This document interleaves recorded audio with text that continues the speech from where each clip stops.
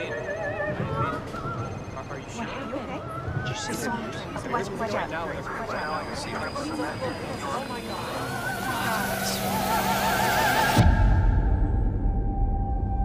Well, the 20th anniversary of the attack against the World Trade Center and the Pentagon and this country is coming up on September 11th. And among the many programming and other things you're going to see is finally the premiere of a movie that appeared first at the Sundance Film Festival in 2020, a year and a half ago, or even longer. It is baffling to me, having seen it now, why it has taken this long. But Netflix is going to release this on September 3rd, a few days before the anniversary of 9/11, and it seems like a very appropriate time for this movie finally to get its spotlight, and its spotlight it deserves. It is a sensational movie. It really is good. Among the producing entities, producers of Best Picture winners like 12 Years a Slave and Spotlight, and you can see that there is a lot of intention here of telling a heartbreaking story, really, and a fascinating story in a way that's got a human touch that will leave you thinking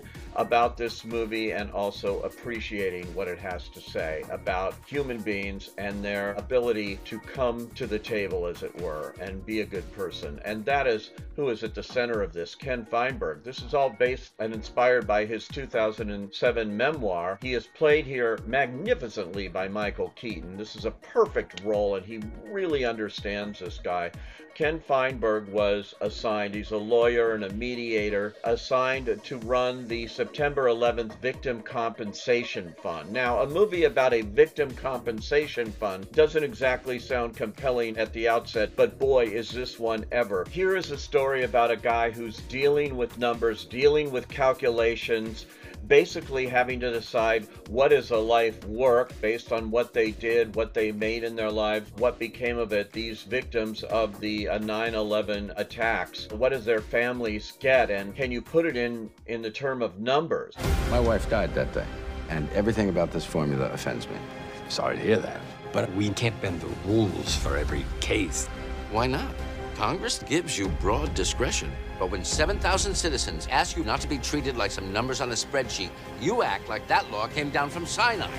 Well, he comes in basically as a numbers guy, calculating all of this and how this will be done. Now, he has many, many months. Actually, it started shortly after the attack, and it went right to the end of 2003 when he finally had to make this fund work. And it's quite suspenseful as they try to get more and more families to sign on to this, which is not easy.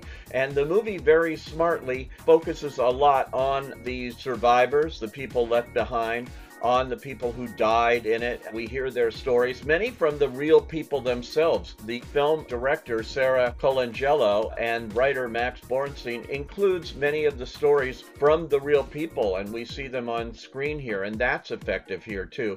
Although a lot of the characters that are played by actors here are composites that were dealt with by Ken Feinberg in real life, but to protect them and to protect their names, they have been fictionalized in that sense, but really powerfully done here. I know the rules. State law says we were nothing to each other. But I'm the one he called. Before the end.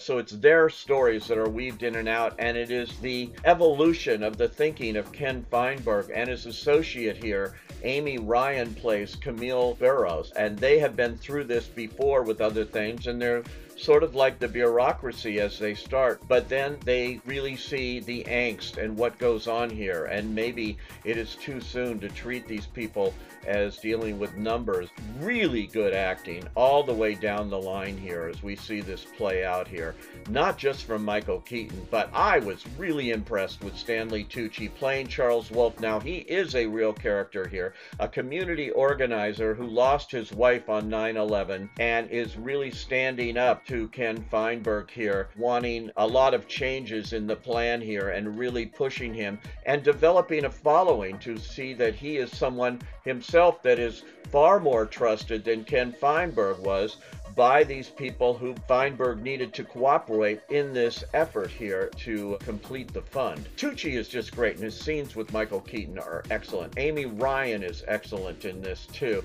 as is Janori Ramanathan, who plays Priya, another associate who is really looking to instill in Ken Feinberg a kind of human touch to get him to have empathy here. I was most impressed, however, by Laura Benanti, the great Broadway star, who is playing a heavily dramatic role of Karen Donato, the widow of a fireman who died on 9/11, and man, is she really good. And she and her brother-in-law here, nicely played by Chris Tardio as Frank, they are against this whole thing, and they are standing up basically to Ken Feinberg and just want no part of this, of putting it all into numbers. And particularly Tardio's Frank Donato, he knows more than he should know, and it gets more complicated there. It's just one of the very human stories that we see in this, but one that you will not forget. And you will not forget this performance of Laura Benanti, who just knocks it out of the park here. Many good actors also in this movie, from Talia Balsam and Mark Maron and Tate Donovan. Exceptional cast, exceptional story,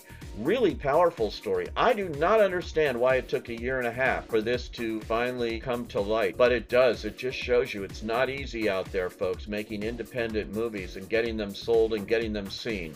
Well, Worth is definitely worth the wait, no question about that, and worth having been made here. Really impressed with this movie. I really liked it. It's one of the year's best, as a matter of fact, and I urge you to see it.